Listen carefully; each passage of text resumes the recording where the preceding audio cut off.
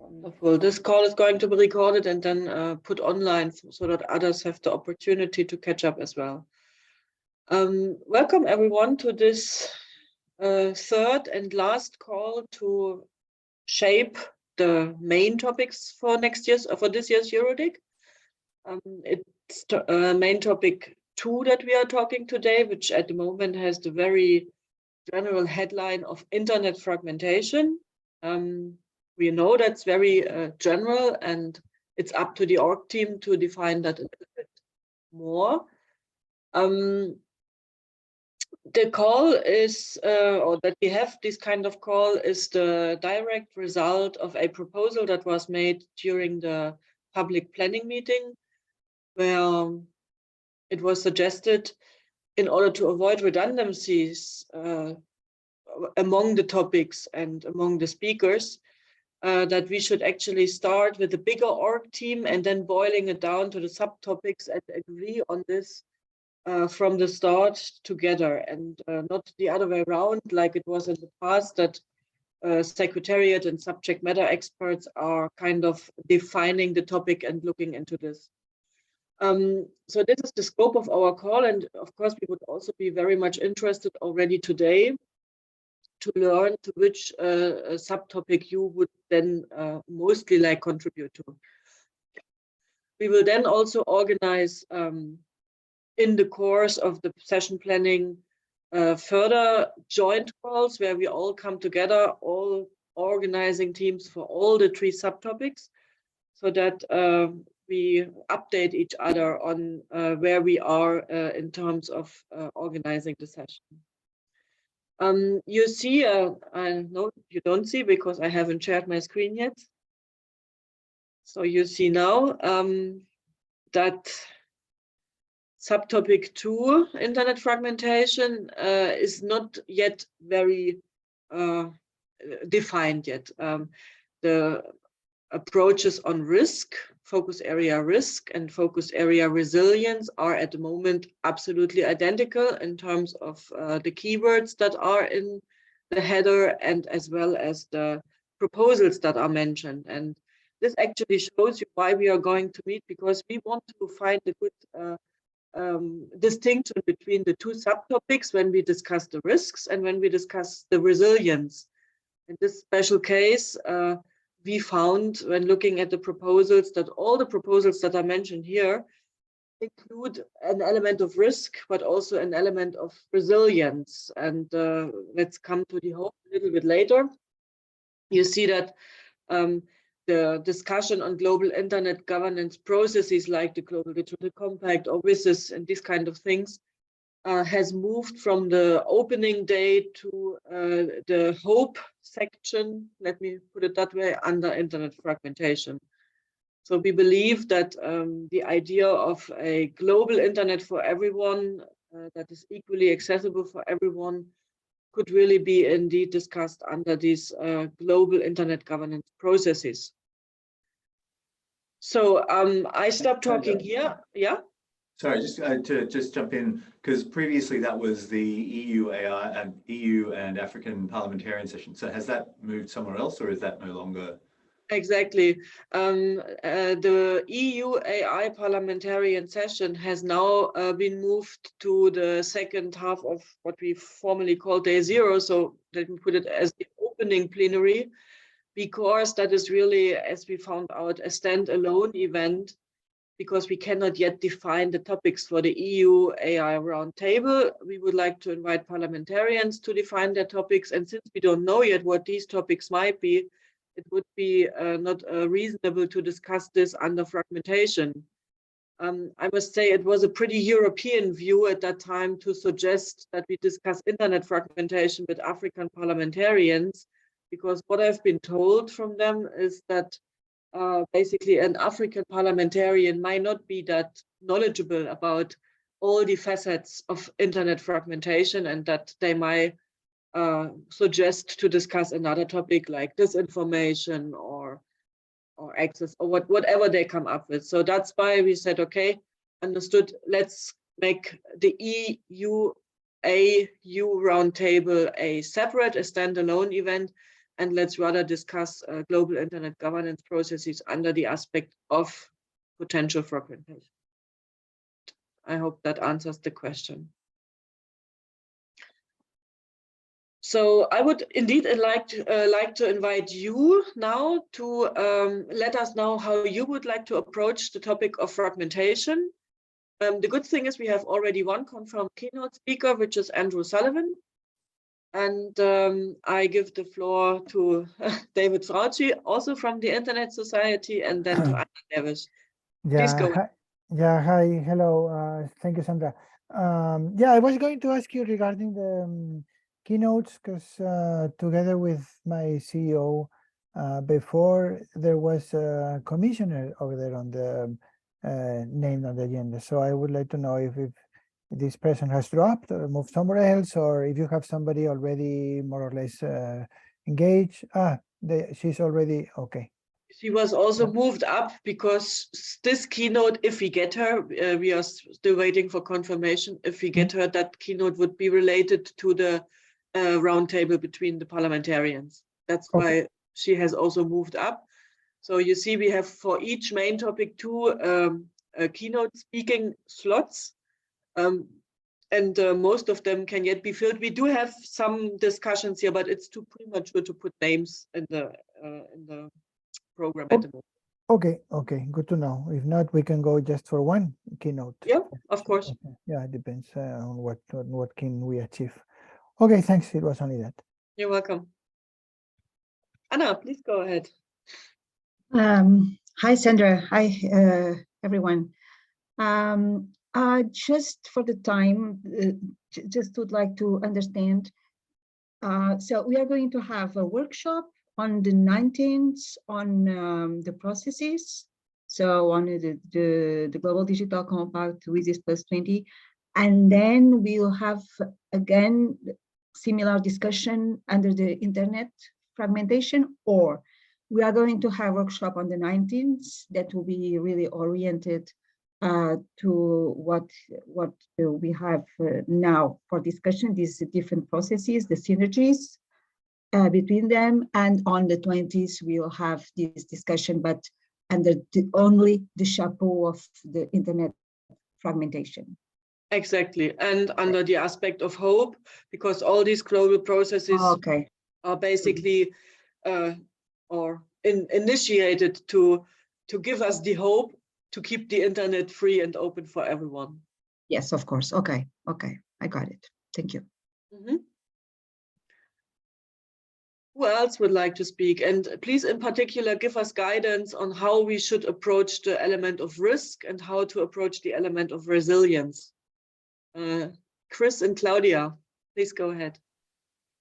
Hi, Sandra. Hi, everyone. Yeah, it's Chris Buckridge here and Claudia Lipati from RIPE-NCC. So we've been having a bit of a look at this. I think there's a lot of existing work and ongoing work in this space that we want to make sure we're bringing in or reflecting in this. I think particularly in looking at the risk segment, if you look at what the IGF's policy network on internet fragmentation has been doing, a lot of what it's been doing is grappling with the sort of lack of cohesion around the idea of fragmentation. So looking at the different meanings that people are assigned to that fragmentation, the different ways in which fragmentation could be understood or could be needs to be mitigated. So I think that sort of 45-minute session on that's structured around risk, it makes sense to sort of draw on a lot of that PNIF work in this space and to really sort of identify what the different areas of risk are and try and move towards a sort of common understanding or prioritization of what the risks that need to be addressed are. And so I think having some speakers come in from that PNIF work would be really useful, but then obviously also from other spaces as well. Chris, may I ask you, is RIPE-NCC partner of that network? Yeah, well, I mean, individuals are. I think policy network seems to be based around individual participation. I've certainly been involved there, but there's a lot of people involved. Okay, so I take your point that you would like to involve the policy network here in order to differentiate between the different areas of risk that exist around fragmentation, right? Yeah, I mean, I think the primary point I'm making here is that we can't act as if this is a discussion we're having in a vacuum. This is a discussion that's going on across lots of different spaces, and we need to be sort of deliberate and clear in how we're relating to those other discussions, because this is not just happening in EuroDIG or in Europe. It's a much broader discussion. So trying to not, we don't want it to just be a rehash of discussions that have already happened elsewhere, but we also want to make sure we're explicit about the links there and the connections, so that we're not just going over what people have already discussed somewhere else. Okay, thank you. Next is Andrea and then Lucien. Hello, everyone. Can you hear me? Yes, we can hear you. There goes I'm on the mobile. I don't know what's going on with the. Anyway, so first I wanted just to thank you for making all this work, and also apologize in advance, because I will have to drop the call in 20 minutes, 15 minutes for another ICANN call. I certainly agree with what Chris was mentioning, like the fog around the terms of fragmentation and what we really mean, or what different policymakers or even different companies are aiming at. It's very important here, and we need to make this thing clear. And sometimes I think we see that the fog is on purpose almost. So being EuroDIG, the European Forum for Internet Governance, and having now the European Union, the European Commission, making proposals that sometimes are geared toward fragmentation in terms of services. Let's look at what's going on with TikTok. But sometimes they are not intentionally veering toward fragmentation, but they may have this impact. So I would think that having them invited to this forum to discuss exactly so, and discuss how the strategic sovereignty, how the digital decade, how all the legislation that is coming up in the coming years, how do they fit into this, into this new kind of landscape where fragmentation is already happening, is existing, but still is at the application service level of the internet.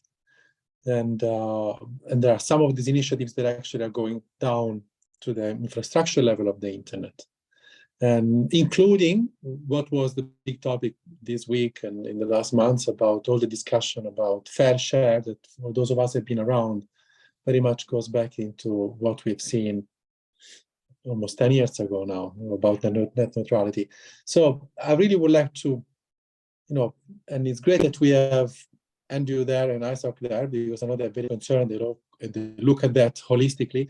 But I would like to hear also to debate with the European Commission representatives, how do they frame the different initiatives against the fragmentation risks? And sometimes they do not see it as a risk, they see it as a goal, to defend our economy, to defend our rights, to defend our principles. So it's I would like to have that, and if we can contribute on ICANN, we'll happy to do so. Okay, thank you very much, Andrea. Lucien, you go next. Thanks. Can you hear me correctly? Yes, we can hear you. Thanks. Perfect. I was going to say has been covered by Chris and Andrea, so I'll be quick. It would be interesting to try to frame the debate, but without remaking it. A number of report, policy work, and initiatives are already ongoing, and it's good to go into substance. and on tackling the actual scope of fragmentation from the perspective of the Commission. It's interesting. Is it a policy objective? Should you want to meet EU digital ambitions, and also from the different country perspective in Europe, obviously. The digital sovereignty aspects, obviously the gigabit package presented by Commissioner Breton, as well as a number of IP initiatives ongoing at the EU level. Also, second, the need to also reflect on the work of the policy network on internet fragmentation, which is great at the EuroDIG level, and to maybe to discuss how does internet fragmentation impact specific domain, such as for example interoperability, obviously, but also access to the internet, and a number of other technologies and services up to application as well. Thank you. Thank you very much, Lucien. Then we have next David. Yeah, thanks. I would like to share with you that we have been working since January on a new project at the Internet Society on focusing on fragmentation. What we are doing is one of the steps we are doing is creating a matrix of threats that we have spotted around the globe. And what we want to do is create a narrative against fragmentation. We are making alliances with some other organizations that work not only on the internet sphere, but also on the internet sphere. And I can tell you that we've made an approach to the Tony Blair Institute to work on these matters. Perhaps we can invite somebody from the organization to be a speaker at this panel, or one of those two panels, because they are also very concerned, and we want also to use the capabilities to approach to certain governments around the world where we don't have these skills, to approach to the governments and explain the threats of fragmentation and what brings from a social and economic perspective to these nations. So this is an aspect. The other one is that what we want to do with the matrix is raise awareness and also use it as a tool to empower our community. You know that we have the ISOP chapters around the world, and the latest figures we have of volunteers is that they have reached the threshold of 100,000, which I'm amazed about this figure, because when I joined ISOC 2 years ago, this was like 60,000, and now it's more than 100,000. So what we want to do is empower our community and to identify and flag threats to the internet using our impact assessment toolkit. And we want to train them how to approach and engage with policymakers around the world. So this is a work that will be happening during the year. Perhaps we can also come to the EuroDIG sessions and show our matrix at some point. I don't know, probably Andrew will talk about it on his keynote, but perhaps we can explain what we are seeing. And yeah, as Lucien mentioned, there are some policies coming from places like Brussels, from French Commissioner Breton is talking again about these sender party pay solutions, that obligations that we are very much against. And we saw that, we see that as a direct threat to the internet and a clear way towards fragmentation, because we have analyzed similar experiences in South Korea. So we are very concerned with that. But on the other hand, there are also good policies that we can promote. For instance, the European Commission is now going to launch an assessment of the submarine cables that are arriving to the European continent. This was triggered because of attacks or whatever happened to the gas pipes some months ago. And it's good to make this analysis of the resilience and the weak points of critical infrastructure like submarine cables. And I think this is good policy that should be promoted and exported to other regions, to other countries. So we can both talk about what are the governments doing wrong and what also the government is doing right. And we also have a couple of, this matrix, we have also identified a couple of decisions made by corporations. So it's not only governments that are proposing things that go towards fragmentation, or there are also bad practices from a commercial point of view. So we can give these things, we can share these things as well. Huh? But I think the proposal of having the Tony Blair Institute can be one that we can explore. Okay, that sounds like quite a lot of input that ISOC might have to give here. David, do you see ISOC rather contributing to the area of risk or to resilience or to both? I think we have material, and by June, this is taking place in June, we will have material to contribute on both, no doubt. So you can count on us to participate actively on both topics. Okay, and would be important then that you sign up for the org team mailing list. You know how that procedure works when they are up at the wiki and how to get on that list, right? But I thought this call was precisely for that, for the org member, for the organization. It's a pre-step before we publish the mailing list, so we will follow. Okay, yeah, I will. Okay, yeah. We will follow our procedure, but we wanted to take one step in between before we go into the subtopics, so that everyone has clarity that there are not redundancies in the discussion. So otherwise, if the org team starts in parallel, it might indeed happen that at the area of resilience, something is just repeated what was already said in the area of risk.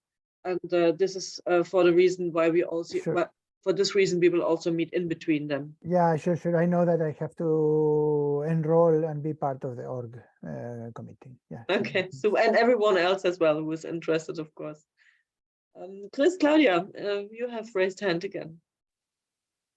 Yeah, it was a bit about the sort of logistics there that you were discussing then. So I think it's really important that we keep a sort of link across all of these multiple sessions. So I was wondering, are you sort of thinking there's an org team for this whole internet fragmentation block, or are you thinking org teams for each of the separate sessions? We do think of org teams for each of the separate sessions, but we believe that those org teams should then meet at least once or twice in the course of the session preparation as a whole, so that we update each other on where we are going to, what we are going to discuss. This is the plan. Yeah, okay. Because I would think it probably, these are only 45-minute sessions.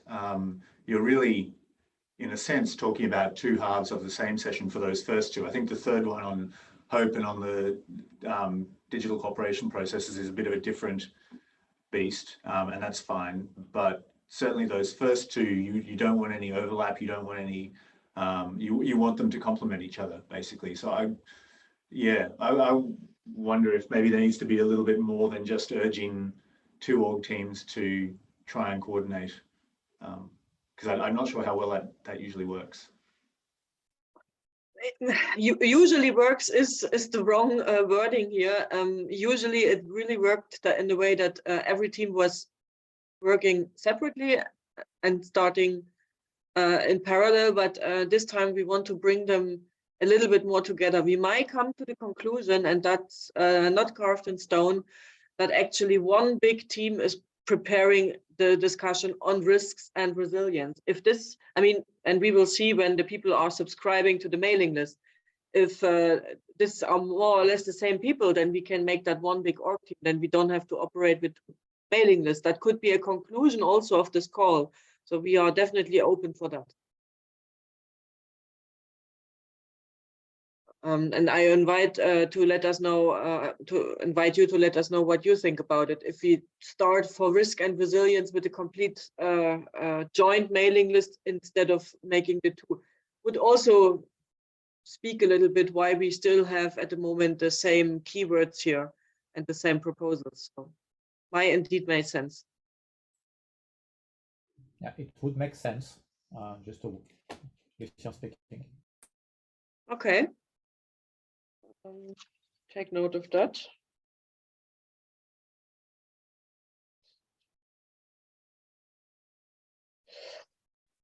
Some of you mentioned it already. Indeed, the topic of fragmentation is on the list for quite a long time, and we should really not repeat a discussion that had been held in the past already. So I would then also, of course, invite the org teams to have a look at what has been discussed in recent years and build upon that knowledge. Also, as a new element this year, we will invent, possibly not invent, but we will introduce something like briefing sessions. Also a proposal that came up during the public planning meeting. And those little briefing sessions are possibly not held on site, on the spot, because then we would get into time constraints. But we consider to have those briefing sessions recorded in advance, linked to the wiki, so that everyone who would like to participate in the discussion in an informed way could actually beforehand have a look at the 10 minutes briefing. And here we can also give a view back on where we are on a global level with the fragmentation discussion. And I very much count on our partners to help us setting up such briefing sessions. There might be something existing in the various organizations already where we can build upon, or that we just link. That is fine. If nothing in this regard exists already, then the Secretariat will be helpful in recording such sessions. So I call on ISOC, ICANN, RIPE, and CC already to consider doing those little briefing sessions with us. But now I have two more hands raised. One is Jörn and then Oksana. Thank you. Maybe I'm a bit puzzled, but we are talking about, when we talk about internet fragmentation, and at the same time, well, we see a lot of we talk about impact of the war. We see about how we block sites that contain propaganda. We see the new elements of the EU regulation that is basically introducing internet fragmentation. So can we, well, well, do we discuss the same thing again, just from the other side of the corner, and see the other side of the coin, that when we introduce more regulation, national or EU regulation on the internet, it means fragmentation? And we can't just say, well, fragmentation is bad, but we think this new regulation is good. So do we put them into context, or is it, or how do we separate those main topics when we just, well, look at the negative side effects that come with the new regulation that is going to making our digital life more resilient? Can we separate those discussions? And yes, if yes, how do we separate them?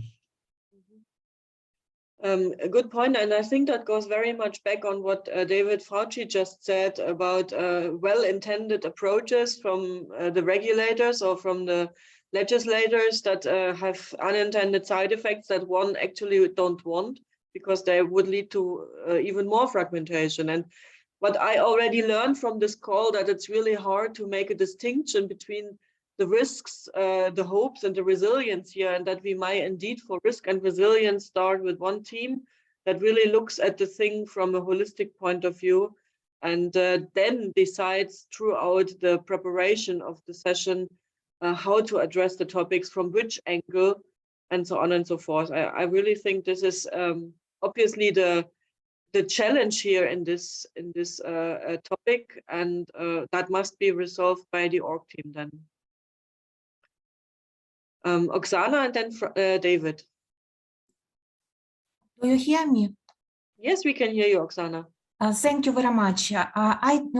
First of all, I would like to support the proposition to combine risk and resilience, and would like to participate in the working group on these topics. And then I would like to give you a very special example. It was very interesting for me, maybe tragic for us, and I hope it would be interesting for you. It's about Ukrainian city of Kherson. This city was occupied by Russia in the spring of 2022, and later it was deoccupied by Ukrainian army. I know for sure that at least one local ISP of Kherson at first was connected to the Ukrainian internet exchange point, then to Russian one, and now again to the Ukrainian ISP. It means that the clients of this ISP received absolutely different information and access to absolutely different resources. So the same ISP, the same equipment, the same stuff, but absolutely different internets. For example, regarding evacuation to the Ukrainian, to the part of Ukrainian and Ukraine under Ukrainian control, or to the country of aggression. I think it's a very important item. Thank you. Mm-hmm. Thank you, Oksana. And I do think indeed that those, how would you say it? Those sad live examples that are currently happening are indeed something to illustrate the impact a war can have, but also the impact of fragmentation at this point. So if you can reach out to this ISP service provider, that would be very much appreciated in order to include such voices in EuroDIG. Okay, then David, you go next. Yes, Sandra, thanks. It was just only to respond to John's concern. What we are doing is creating our matrix of threats and good practices is that we are always comparing these proposals with our impact assessment toolkit. You know that we have these critical properties of the internet and we have the enablers. So what we do is we identify which of those components are being affected by the proposal. So we can quickly see the impact, and despite the initial spirit of the proposal can be very well intended, we quickly identify where is the failure, and then we have a direct tool to go to the policymaker or to the corporation that is proposing this and say, listen, you are going to affect the internet by this and those measures, and I think that's the right way. Mm-hmm. Thank you very much for that clarification. Anything else anyone would like to mention, or do you have any doubts or you misunderstand something? Because here we have the experts on the call that could also help you a little bit to understand the topic better.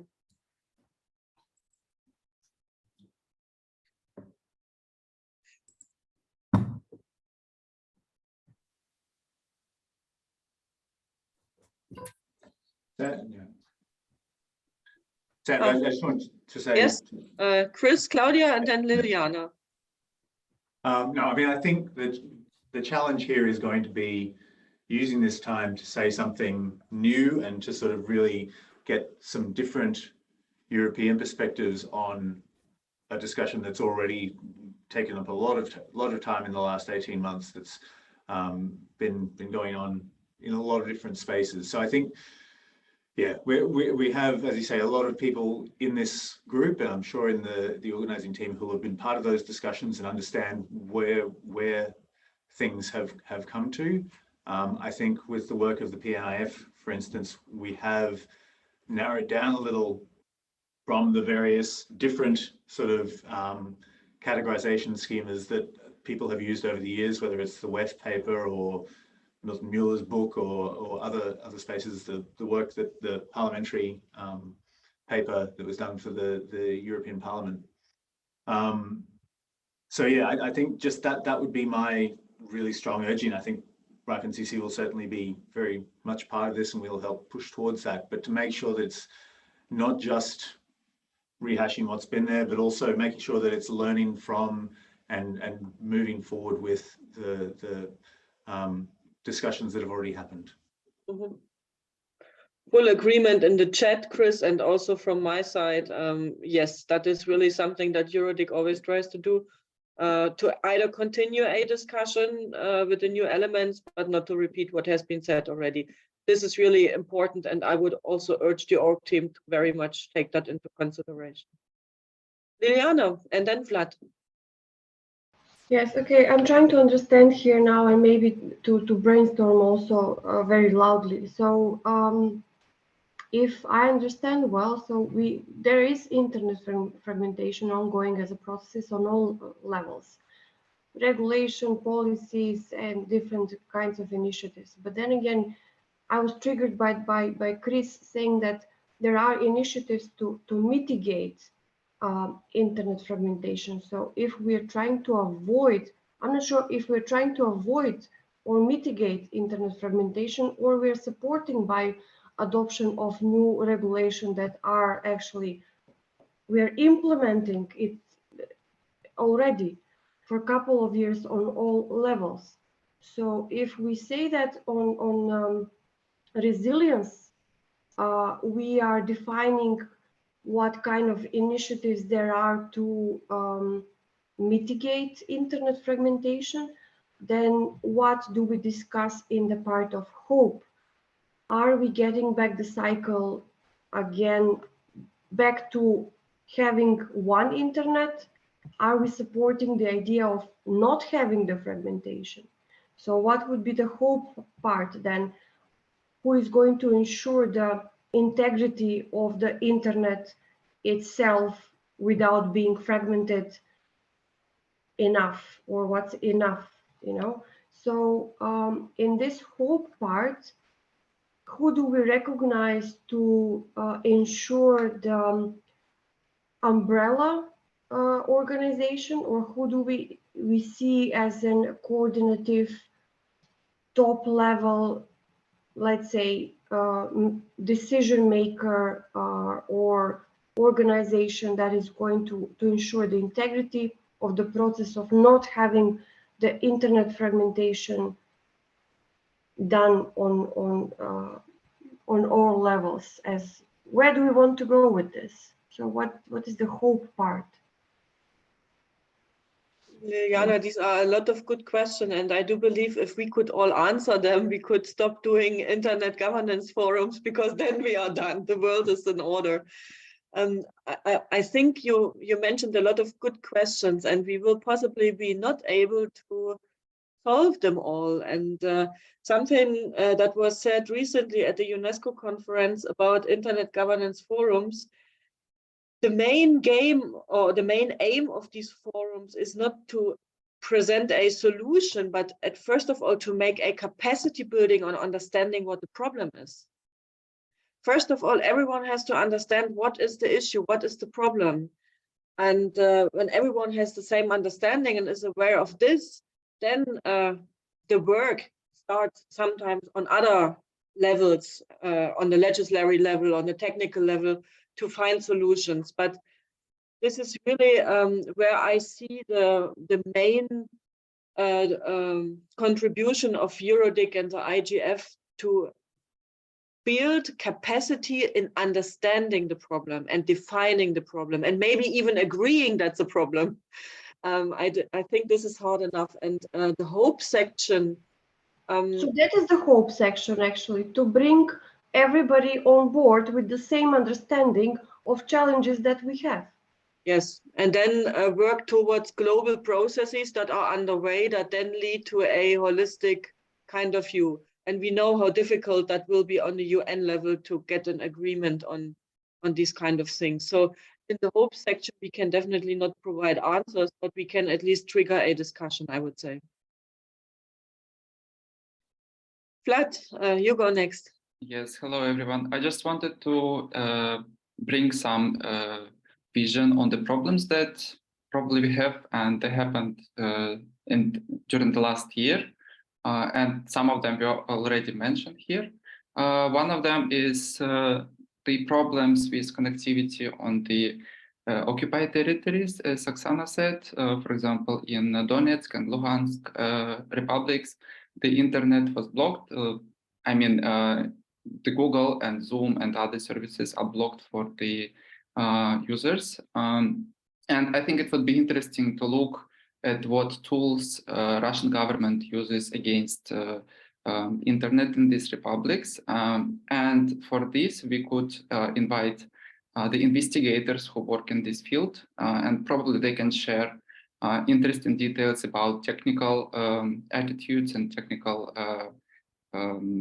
tools that Russia uses against the internet itself. Also in chat, Jordan just mentioned VPNs, and I also wanted to say that the increasing role of VPNs is very interesting and important, especially in these regions where internet blockage is rising. And also not just VPNs and how it can be used, but the threats that can be posed by the using of the VPNs, because the people who make them, they can use in the wrong way. For example, they can collect users' data and just misuse of the VPNs. So it would be also interesting. And the last part from my side is the technical lawyer, and I wanted to talk about mobile applications. For example, Russia is still struggling with the use, with the blocking of mobile applications. That's why different media and organizations, they create also applications for mobile use. And Apple stores and Android stores, they do not delete this, and Google Store, they, so the users in Russia, for example, they have access to these applications, even if the main website is blocked. Mm-hmm. So these are three things I wanted to talk about. Okay, Vlad, I would very much appreciate if you join that team and be behind that these ideas that you just mentioned are indeed taken into account and are incorporated in the session. That would be really great. And I would like to give you a hand. I see there is a lot of really good comments here in the chat. Since the chat will not be published or on the website, if it's important, I think all it's important, but you should then rather say it loud so that we have it on the record instead of just having it on the chat.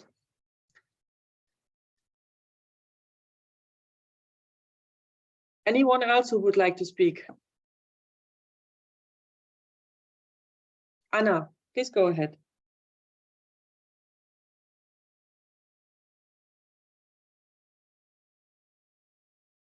Anna, you might be muted. I am muted, so yeah, here I am. Yeah. Well, just so I was saying that what I would like to see embedded in the session is that it would be a vision of the internet that is open, stable, free, inclusive, global, interoperable, reliable, secure, and green, and that puts humans and their rights at the center of digital transformation. So I think that these principles should be part of this session, and how what is jeopardizing these principles. So for my side is what I would like to see coming up from this session, meaning these are the values, these are the principles, and what should be done and not to, or what should be done to have this kind of vision on the internet, possible fragmentation. So as it has been already said, for the last year, there was a lot of discussion about what internet fragmentation means.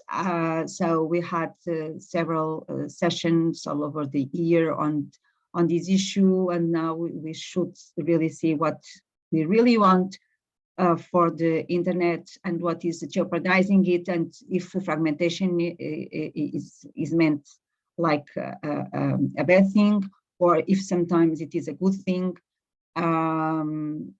So these kind of principles. Thank you.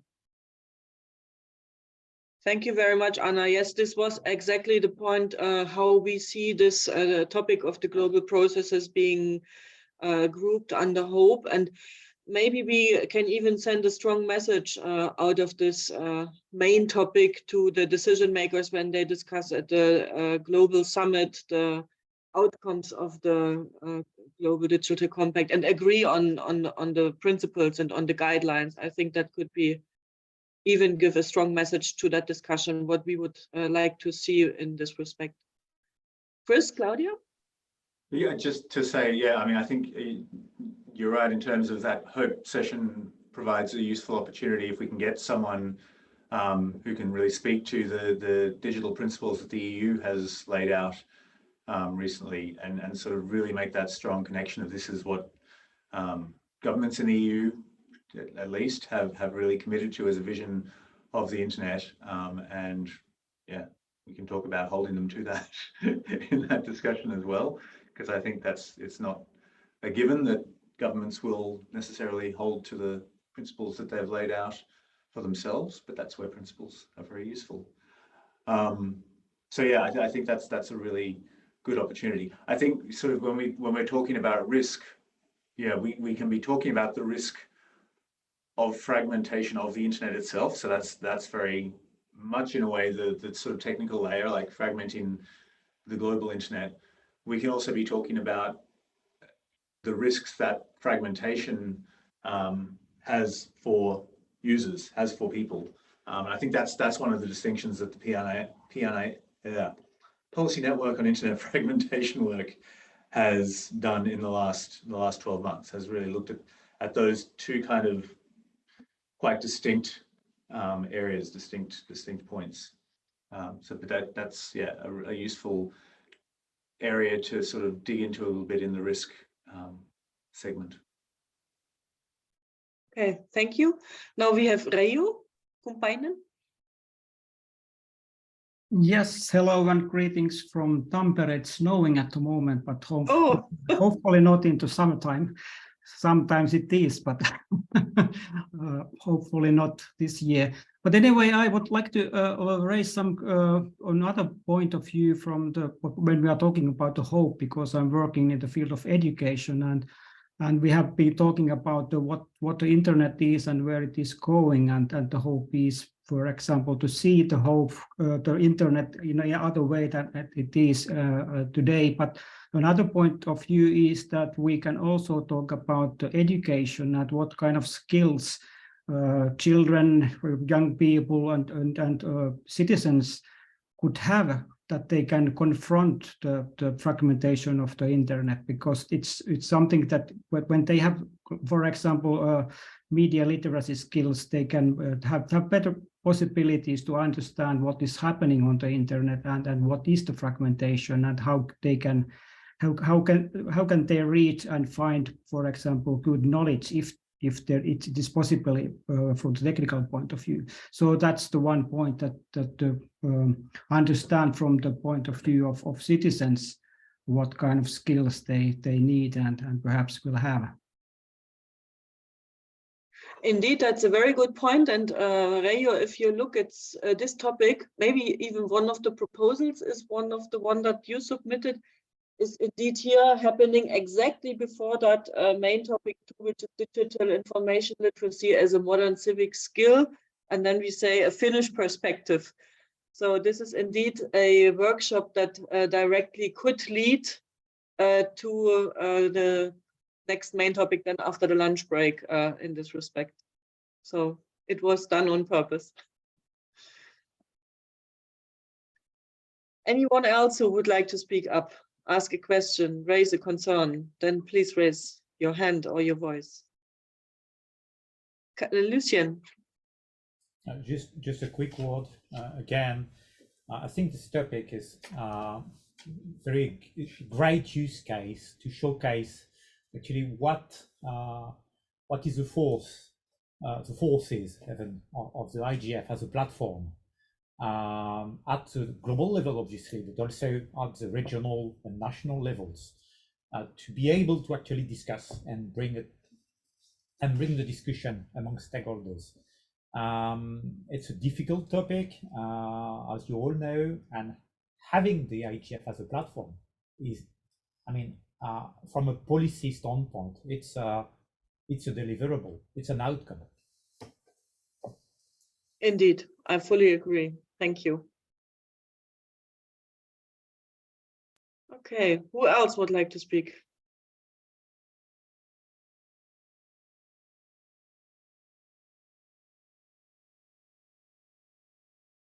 Chris, Claudia? Okay, can you hear me? Yeah. Yes, we can. Well, this time is Claudia, but no, answering partially to what Liliana mentioned a while back regarding the whole confusion about internet fragmentation in general and the whole discussion.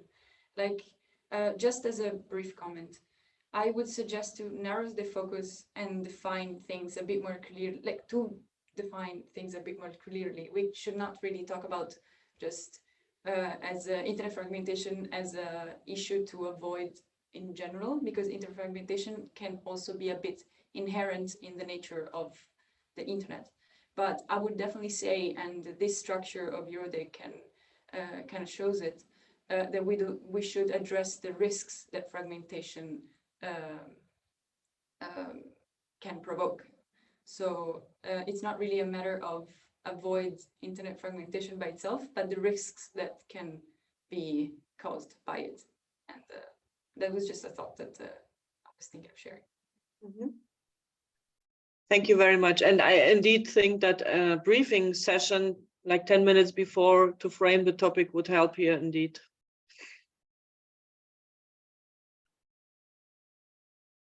Any other comments?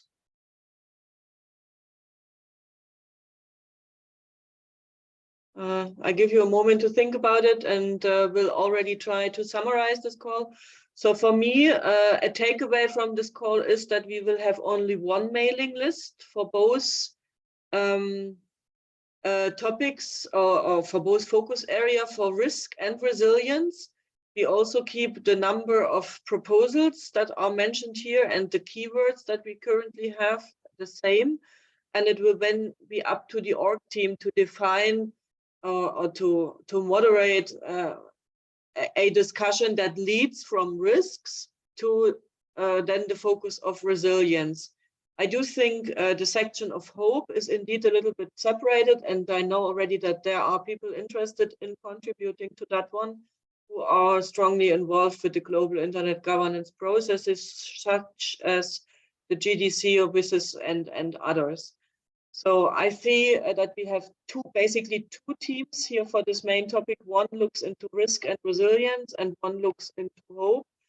And as I said already, we will organize throughout the development of the calls, also of the sessions, also calls where we get together and let them discuss, so that it's kind of a coherent thing. What we will do next on the website, where you could register for these calls, we will publish the recording so that those who were not able to participate in the call today could at least listen to the recording.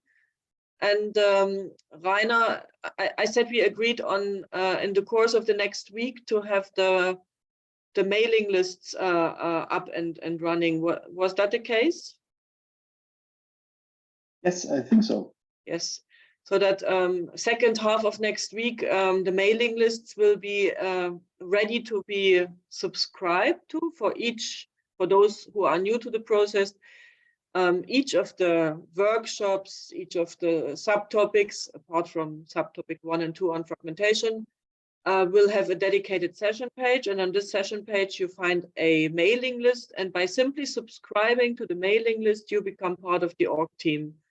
And while I do not expect org teams to start immediately with the work, that might still take a while because we are still promoting it and people are just learning about it. I think we should start a little bit before Easter in order to have already a good status to before we go into the Easter break. That brings us in a very comfortable, timely situation. Many of you know, as early and as concrete the program is online, the more people we can attract to really attend EuroDIG and possibly come to Tampere. Are there questions on the process from your side?